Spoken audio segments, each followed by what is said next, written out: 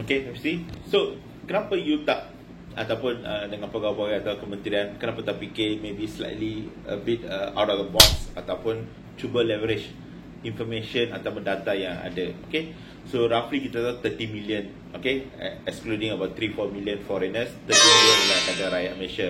Out of it about 22 million ataupun 21 million adalah rakyat ataupun yang mengundi, layak mengundi lebih daripada umur 18 tahun sampai ke umur 80 atau 90 yang masih ada register dalam SPR.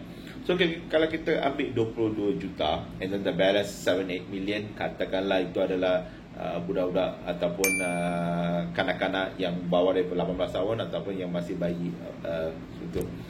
So bila kita kata subsidi, okay, kenapa kita tak breakdown? Okay, first kita fokus pada working adults and also senior citizens and also kids ataupun kanak-kanak ataupun yang belum dewasa.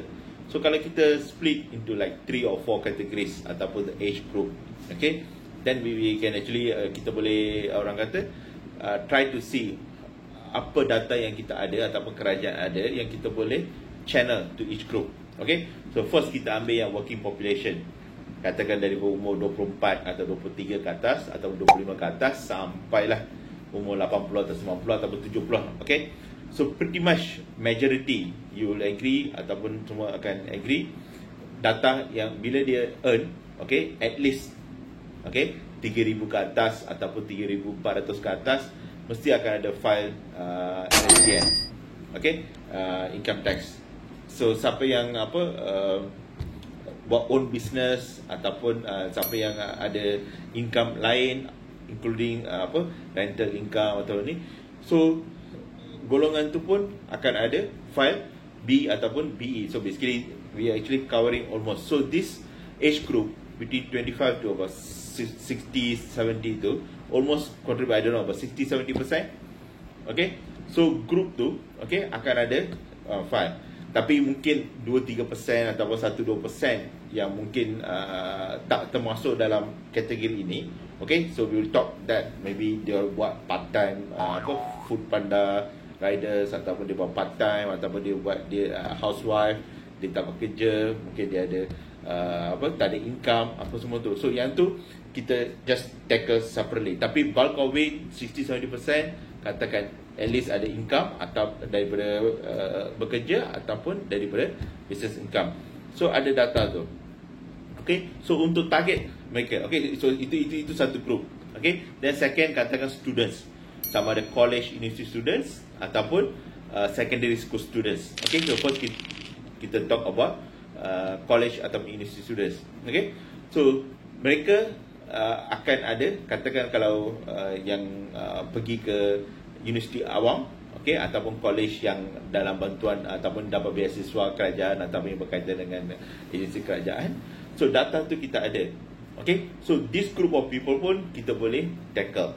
And third ataupun fourth, okay, including third and fourth ni yang berumur, yang belajar dekat sekolah menengah, okay, dan yang belajar dekat sekolah rendah. Okay, rata-rata yang pergi sekolah menengah dengan sekolah rendah ni yang dalam bantuan kerajaan ataupun ada kerajaan, okay, dia pergi tu, so generally ataupun majority, okay, kita boleh memberi bantuan. Sebab the moment siapa-siapa yang tak belajar dekat sekolah bantuan kerajaan, okay, yang hantar pergi private college ataupun homeschooling apa semua tu, kita automatically kind of make a presumption atau assumption yang mereka tak perlu subsidi ataupun tak layak untuk dapat subsidi ataupun bantuan. Okay, then the other category, katakan fifth category adalah yang kurang daripada 7 tahun yang belum pergi sekolah.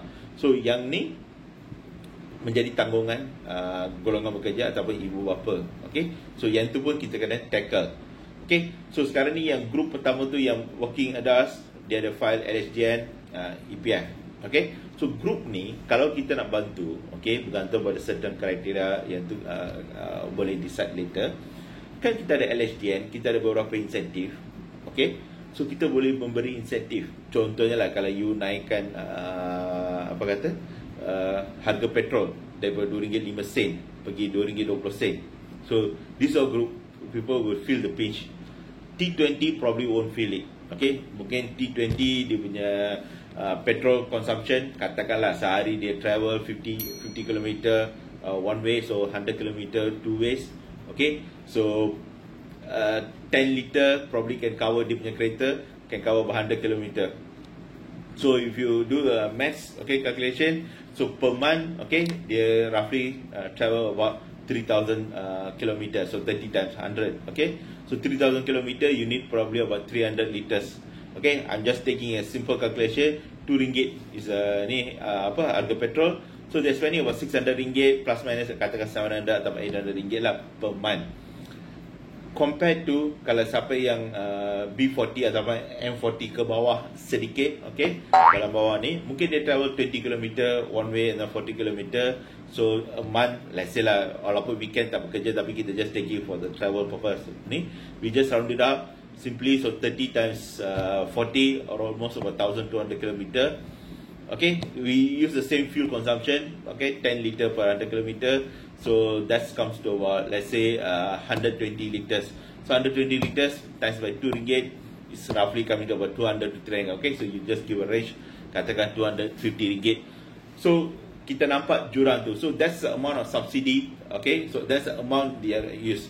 So from RM2, if you increase, let's say, by 10 cents ataupun 20 cents, okay, that's roughly, let's say lah, the incremental is about 5 to 10%. So RM200 yang dia spend B40. So if we add in about 10%, so extra, we should subsidize at least per month about RM20. So per annum, that's roughly about RM240. Ataupun you just round it up to okay, RM300. So that's the amount of subsidy ataupun bantuan yang sepatutnya kita beri, sebab petrol consumption still remain the same. Okay, sama. Tapi sekarang ni sebab harga naik, okay, harga petrol naik, dia mungkin ada 2-3 orang anak. Okay, kalau katakan kita ambil contoh seorang anak, mungkin pergi balik dia nak hantar, so dia spend extra, katakanlah RM30, RM40 untuk seorang anak. Tapi pasal 2 orang anak belajar dekat sekolah lain, seorang sekolah menengah, sekolah rendah, jauh-jauh, okay, so mungkin RM20 ni. So this is a ni additional expenses probably will incur. I'm talking about incremental, okay. So katakan extra RM20 sini, extra RM30 kat sini, so almost about RM50. So macam mana kita nak bantu golongan ni? So T20 we exclude from the equation, okay. So yang B40 ni, so this actually increment RM15. There are many ways you can actually help it out, atau government boleh help it out.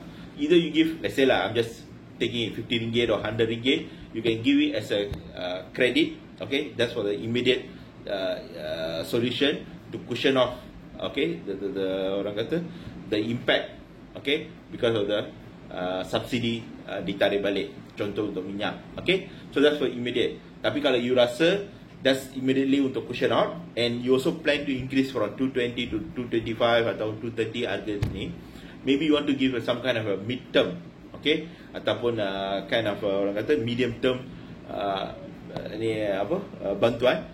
Kan dia ada anak, okay, so lagi ramai anak mungkin perjalanan ni, so bantuan tu you boleh channel it via LHDN, since dia adalah golongan bekerja, okay. So sekarang ni katakan pelepasan cukai diberi seorang anak bawah 18 tahun adalah RM2,000.